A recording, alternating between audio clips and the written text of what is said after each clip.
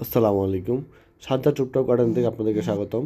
দেখতে পাচ্ছেন এটি একটি ব্যারিকেটেড আপনার পেয়ারা গাছ, ব্যারিকেটেড পেয়ারা গাছ। আহ, খুবই রোগ অবস্থা, তারপরেও লাগিয়ে দিচ্ছি, দেখা যাক টিকে রাখতে পারি কি না।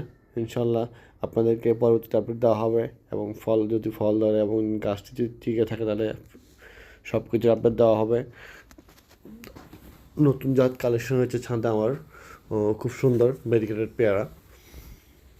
তো আপনারা আপনাদের ছাদ বাগানে পেয়ারা রোপণ করতে পারেন। পেয়ারা অনেক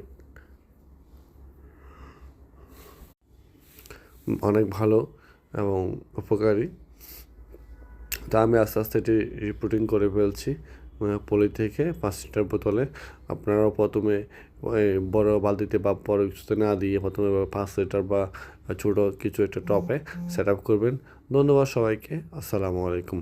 এবং আমার চ্যানেলটি সবাই সাবস্ক্রাইব করে দিবেন। টাটা, আল্লাহ হাফেজ।